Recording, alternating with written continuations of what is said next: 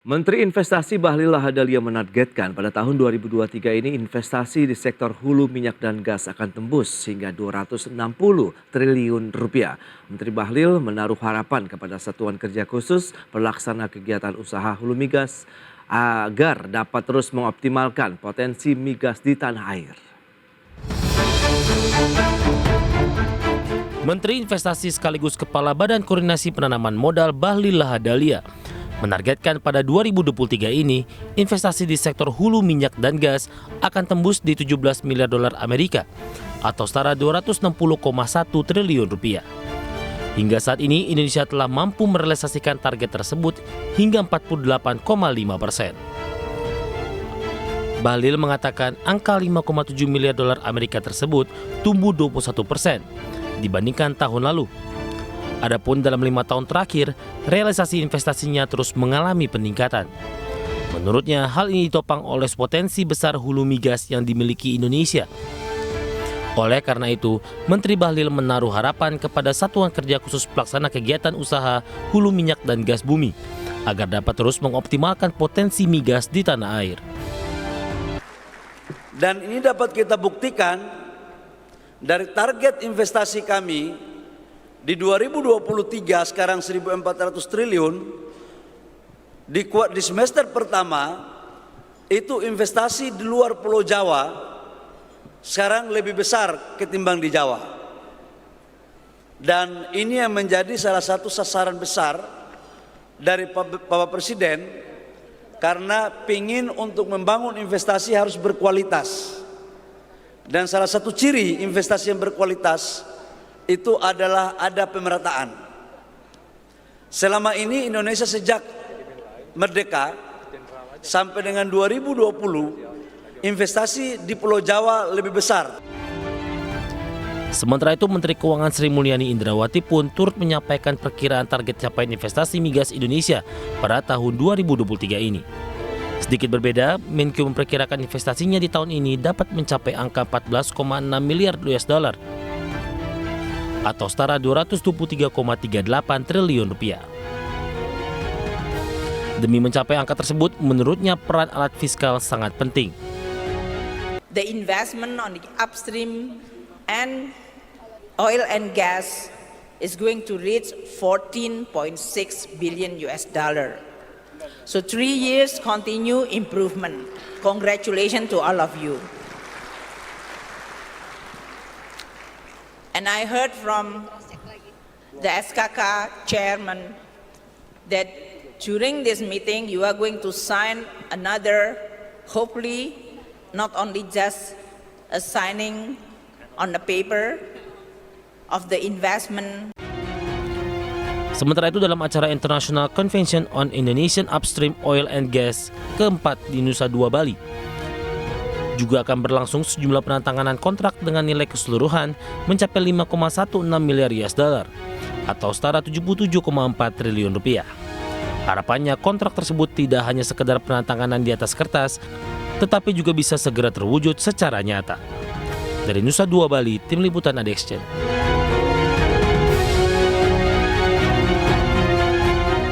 Baik pemirsa, langsung saja kita membahas tema hari ini. Target investasi migas ditargetkan tembus 260 triliun rupiah. Kita sudah tersambung melalui Zoom bersama dengan Bapak Mose Rizal, beliau adalah Ketua Komite Investasi Asper Migas. Selamat pagi Pak Mose. Selamat pagi Mas Prasetyo, senang bisa hadir. Baik, terima kasih juga atas waktu yang disempatkan ini. Pak Mose, tadi sudah disampaikan target sampai dengan akhir tahun 15,5 miliar dolar atau mungkin sekitar 260-an triliun. Nah, sejauh ini seperti apa sih realisasi dari investasi di sektor migas kita ini, Pak Mose? Ya, data dari SKK Migas itu kalau nggak salah sampai saat ini sudah terrealisasi sekitar 13 miliar US dollar. Ya, kita masih ada ya closing kan bulan Desember, jadi tinggal 2 bulan lagi nih. Oke. Apakah 15,5 billion US dollar itu bisa tercapai atau tidak? Ya semoga bisa ya. Tapi menurut perkiraan saya sih sekitar 14-an lewat. Jadi memang agak susah kan makin lama makin akhir tahun ya makin sulit untuk merealisasikan karena udah mau closing. Oke.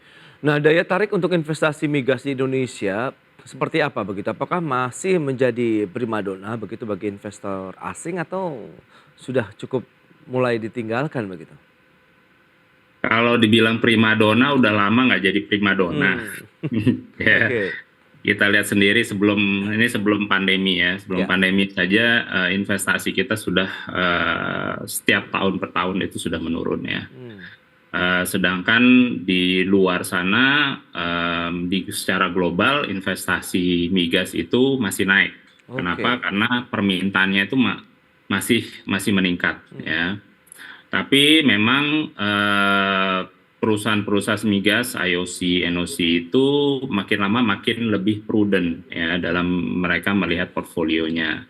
Makanya saya selalu sampaikan kita ini bersaing dengan negara-negara lain untuk menarik investasi. Ya. Nah, Asia Tenggara sendiri ini sebenarnya bukan prioritas lagi.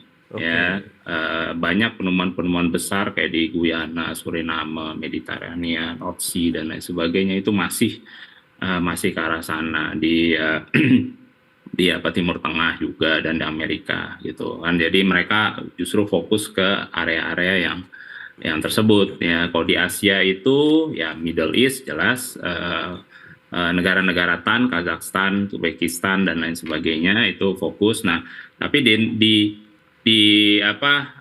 region Asia Tenggara ini kemungkinan alokasi capex, alokasi investasi itu kurang dari 5% dari total keseluruhan. Jadi sekitar 2 mungkin 3-2%. Oke. Jadi makin kecil karena ya mereka lihat lagi mana yang lebih cepat untuk menghasilkan ya dan lebih prospektif bagi mereka.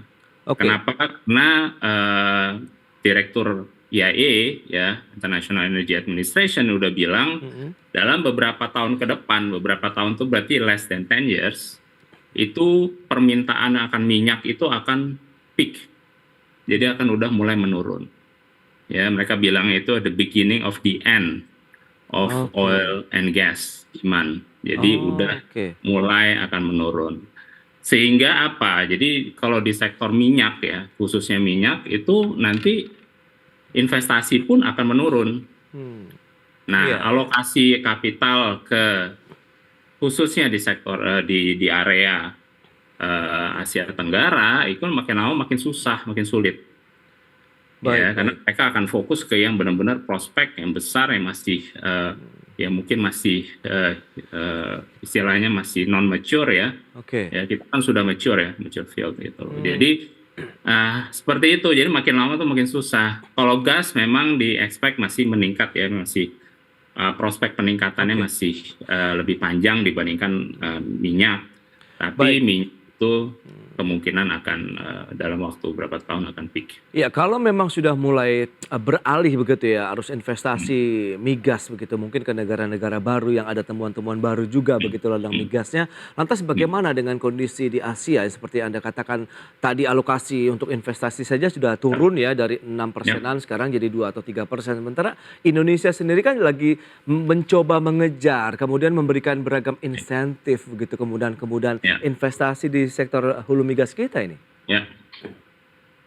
Ya, jadi nah itu sekali lagi momennya ini makin lama makin sempit untuk kita menarik investor secara giat ya. Oke.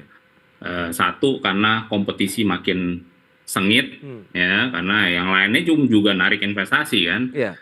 Kalau kita kasih insentif, yang lain pun juga kasih insentif gitu. Makanya kita harus selalu mendapatkan posisi kita nih di mana dari segi legal certainty kita, dari sisi kemudahan kita berbisnis, dari sisi kontraktual, ya kepastian hukum dan lain sebagainya itu kita harus petakan selalu. Setiap tahun tuh kita harus petakan. Nah, apa yang kita bisa berikan kepada investor sehingga investor tuh melihat Indonesia ini lebih menarik dibandingkan yang lain. Kita tuh berkompetisi gitu loh. Jadi dan makin window-nya itu makin lama makin sempit. Apalagi kalau kita ngomongin minyak ya. Oke. Sedangkan demand minyak di Indonesia itu naik itu nggak akan peak dalam waktu kurang dari 10 tahun, enggak, itu masih akan naik terus sampai mungkin 20-30 tahun ke depan. Oke. Kenapa? Karena kita kan mengedepankan security dan affordability. Ya, minyak itu masih dibutuhkan khususnya untuk BBM, Baik. ya, dan untuk industri juga. Jadi sedangkan demand makin naik, jadi kebutuhan impor akan makin naik kan. Jadi kita harus Nah. benar-benar gimana kita bisa memproduksikan di dalam negeri. Betul, lantas apa yang harus dilakukan? Mengingat Nah, apakah pangsa pasar ataupun demand yang tinggi di Indonesia ini bisa menjadi daya tarik bagi investor asing untuk menanamkan dana mereka di sektor migas kita?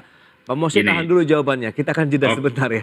Baik pemirsa, kami masih akan segera kembali usai pariwara berikut ini. Ya, terima kasih Anda masih bergabung bersama kami dalam Market Review. Berikut ini kami sampaikan sejumlah data terkait dengan nilai investasi di sektor migas Indonesia. Kita lihat dari beberapa tahun terakhir. Ya, 2020 sekitar 10,5 miliar dolar Amerika. Kemudian 2021 naik menjadi 11 miliar. Di tahun 2022 juga naik 12,1 miliar rupiah. Sementara tahun ini ditargetkan untuk nilai investasi migas mencapai 15,5 miliar dolar Amerika. Kemudian dari sisi pengeboran sumur migas kita, setelah tahun 2025 ini ya diharapkan sudah mencapai 1000-an begitu ya MMSCFD. Kemudian 2023 ini targetnya sekitar 827 dan tahun 2020 lalu 240 dari volume ya yang dihasilkan dari pengeboran sumur migas kita. Baik, kita akan lanjutkan kembali perbincangan bersama dengan Pak Mose Rizal, Ketua Komite Investasi Asper Migas. Pak Mose, kita akan lanjutkan kembali perbincangan dengan nilai investasi migas yang bertambah, kemudian tadi pangsa pasar, demand-nya yang Anda katakan justru trennya naik begitu ya. Sementara arus investasinya ini juga masih banyak PR yang harus ditingkatkan. Apa yang bisa kita tawarkan kepada investor sebenarnya? Padahal kan pangsa pasarnya cukup menjanjikan. ya tadi yang masalah menjanjikan memang secara volume kita terus meningkat ya demand kita. Tapi pemerintah kan juga mengacu ke setiap negara sebenarnya, nggak cuma Indonesia, mengacu ke trilema. Ya, pertama adalah energy security, mana ketahanan energi. Kedua adalah yang terpenting adalah affordability, di mana akses to energy termasuk fuel ya termasuk petrol itu harus affordable bagi masyarakat dan juga bagi industri ya, karena kita industri harus bersaing, masyarakat harus melangsungkan kehidupannya ya dan lain sebagainya. Jadi itu yang menjadi dilema di Indonesia, di mana kebutuhan tetap naik, cuma permasalahannya investasi dan produksi kita menurun. Memang tahun ini diharapkan yang tadi penurunan itu sudah mulai direm, ya direm dengan makanya kita lihat peningkatan investasinya kan cukup masif ya, cukup besar. Itu kenapa? Karena sebenarnya mayoritas produksi kita itu sudah dipegang oleh Pertamina, ya kan? Nah, jadi kenaikan investasi itu khususnya misalkan di Rokan gitu ya, itu cukup masif karena apa? Karena investasi Pertamina. Nah, Pertamina ini sampai kapan bisa terus seperti itu? Karena apa? Karena kebutuhannya itu luar biasa. Kalau kita lihat target dari SKK Migas ya menyampaikan kalau target itu kira-kira pertumbuhan investasi harus sekitar 5-7% untuk mencapai 2030 1 juta barel, ya kan? Total itu sekitar di tahun 2030 itu 26 billion US dollar. Dan mayoritas itu harus dikeluarkan oleh Pertamina ya. Pertamina ini nggak bisa sendiri. Jadi memang harus ada rekan investor, harus ada partner investasi yang bisa membantu mereka untuk satu berbagi resiko dan juga berbagi capex ya. Nah, itu yang harus tekankan. Nah, makanya iklim investasi harus terus digembor-gemborkan, harus terus ditingkatkan dan diperbaiki ya. Jangan sampai kita lengah. Karena apa? Karena negara-negara lain pun akan menarik investor-investor. Negara-negara lain pun juga akan memberikan kemudahan dan Nah, dari Asper Migas sendiri melihat bagaimana dengan kebijakan-kebijakan ataupun insentif-insentif yang diberikan oleh pemerintah? Apakah sudah menjadi daya tarik nih bagi para investor? Mengingat tadi Anda katakan ada kontraktual yang juga harus jelas, kemudian iklim investasi, keberlanjutan dan lain-lain begitu Pak Mose. Ya, saya melihat sih beberapa tahun terakhir ini pemerintah sudah cukup bagus ya, terbuka ya. Tadi kemarin saya menghadiri CEO Forum juga, Pak Dwi sendiri juga menyatakan ya welcome kalau mau diskusi untuk ada perubahan fiskal misalkan, untuk permintaan kalau ada insentif-insentif yang dibutuhkan untuk memperbaiki keekonomian. Jadi saya lihat pemerintah ini juga sudah cukup terbuka dan sudah fleksibel. Di satu sisi kita juga melihat progres dari misalkan undang-undang migas yang baru yang diharapkan oleh semua ya, termasuk juga investor. Kenapa? Itu akan menambah keyakinan akan kepatuhan hukum dan iklim investasi akan bisa dinaikkan. Dan itu kita udah tunggu udah lebih dari 10 tahun, belasan tahun tuh. Ya, Jadi mentoknya itu di akan mana bisa memboost juga itu. Ya. Lantas di mana kalau bicara mengenai undang-undang migasnya sendiri ya begitu? Apakah memang hal itu bisa jadi solusi lah yang diharapkan begitu? Solusi kalau memang diaplikasikan secara tepat. Ya, satu adalah pertama adalah memberikan kepastian hukum. Ya. Sebenarnya apa yang diperdebatkan misalkan masalah BUK itu investor nggak begitu concern atas itu. Jadi investor itu maunya yang penting saya itu berkontrak langsung dengan pemerintah melalui agen apapun atau organisasi apapun yang ditunjuk oleh pemerintah. Jadi mereka akan berkontrak, pokoknya saya berkontraknya dengan pemerintah. Nah, jadi namanya apapun, mau namanya BP Migas, SKK Migas, mau itu nanti jadi BUK Migas, mereka kasih fine-fine aja. Itu kita serahkan petang. Nah, kedua, sebenarnya kalau kita lihat dari sisi regulasi, ya, pemegang kuasa pertambangan itu adalah pemerintah. Ya, bukan K3S loh. K3S itu nggak bisa bawa itu sebagai aset untuk bisa misalkan untuk mendapatkan pinjaman, itu nggak bisa. Kenapa? Karena kuasanya itu masih ada di pemerintah. Nah, analoginya adalah misalkan kalau kita bangun rumah nih, ya, kita bangun rumah, kita sewa kontraktor dong untuk membangun rumahnya. Kita kan nggak bangun sendiri. Yang ngurusin izin, yang bebasin lahan itu siapa? Itu atas nama siapa dan siapa yang bertanggung jawab itu? Ya pemilik rumah. Ya, nah sama halnya di migas, perizinan pembebasan lahan, yaitu adalah wewenang dan tanggung jawabnya harusnya ada di pemilik kuasa pertambangan, which is siapa? Pemerintah. Nah, itu adalah non-insentif, non-fiskal yang saya lihat itu akan luar biasa. Kenapa? Akan membantu atau meningkatkan kemudahan berinvestasi, kemudahan berbisnis di Indonesia, di mana hal-hal yang non teknis itu diselesaikan oleh pemerintah itu sendiri.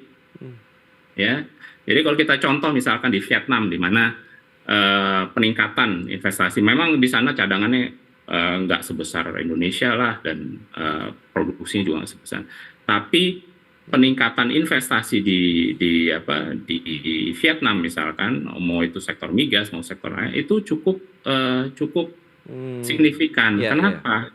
Karena di sana itu lahan itu semua milik pemerintah Vietnam. Jadi mereka tuh kalau memberikan wewenang untuk berusaha ke sebuah perusahaan, itu jadi satu paket, izin sama lahannya.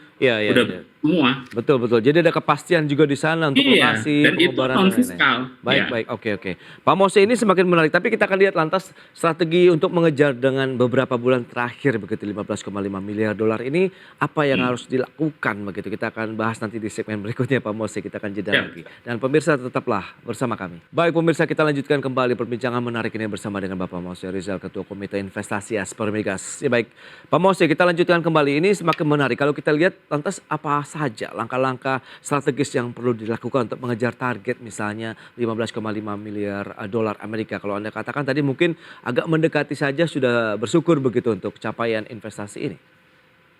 Ya, jadi emang udah tinggal 2 bulan lagi. Biasanya kalau Desember itu udah mulai closingnya. Jadi akan jarang ada kegiatan yang, apalagi yang kegiatan masif ya. Sedangkan kita ada sekitar hampir lebih dari 2 billion US dollar. Jadi kita mendekati atau di atas 14 billion aja sudah luar biasa, sudah bagus. Jadi nggak masalah, itu kan kita bisa roll out ke tahun depannya mungkin lebih baik lagi dan lebih masif lagi. Tapi memang kuncinya ada di Pertamina nih, karena 60% lebih dari 60%, hampir 70% mungkin ya. Produksi migas di Indonesia ini sudah dipegang Pertamina, which is di bawah Kementerian BUMN dong. Iya, oke. Nah, jadi itu yang mereka harus berinvestasi dong, ya kan? Jadi kalau mayoritas investasi yang digelontorkan itu ya itu kebanyakan dari Pertamina.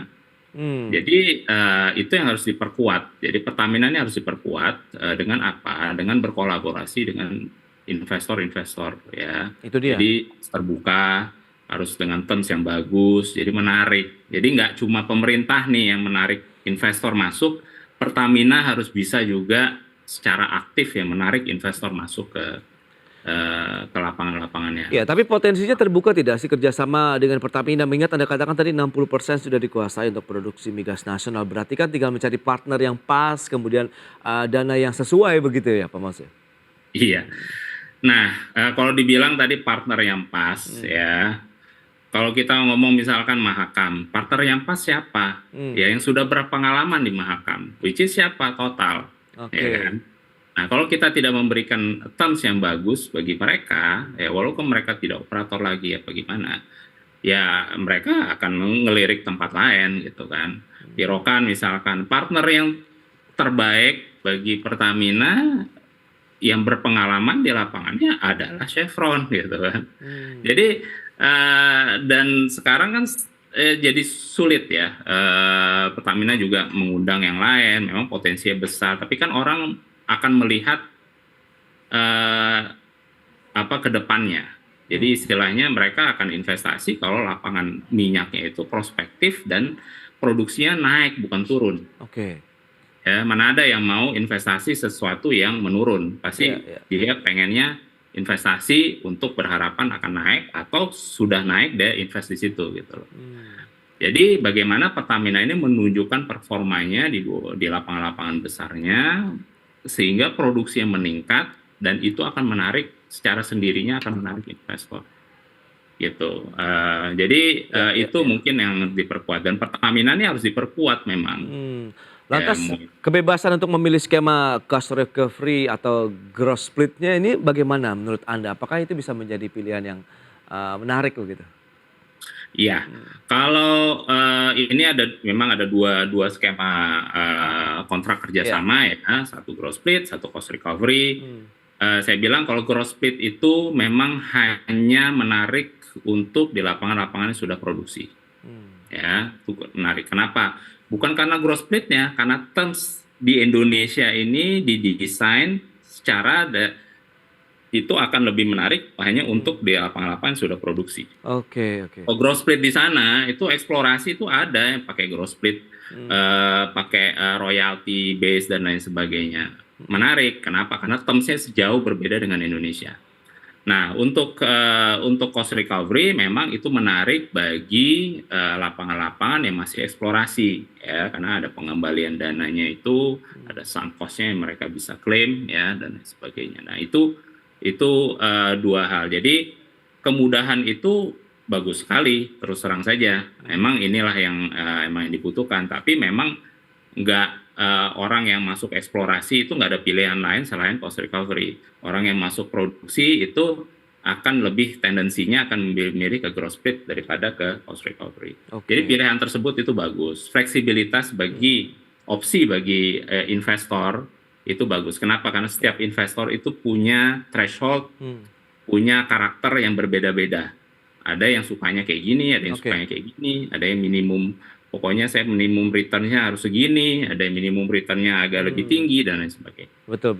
Jadi itu harus bisa ya. Saya lihat pemerintah sekarang sudah luar biasa fleksibelnya. Dan lebih fleksibel begitu ya. Kalau kita sudah jauh lebih fleksibel. Baik Pak Mose, terima kasih banyak ini atas waktu dan sharing yang sudah disampaikan. Semoga target ya 1 juta barrel per hari, kemudian 12 miliar kaki kubik per hari dari gas kita juga bisa tercapai ya dengan beragam kemudahan-kemudahan yang diberikan untuk investasi di sektor hulu migas Indonesia. Selamat melanjutkan aktivitas Anda kembali. Salam sehat Pak Mose. Terima kasih Mas Prasetyo.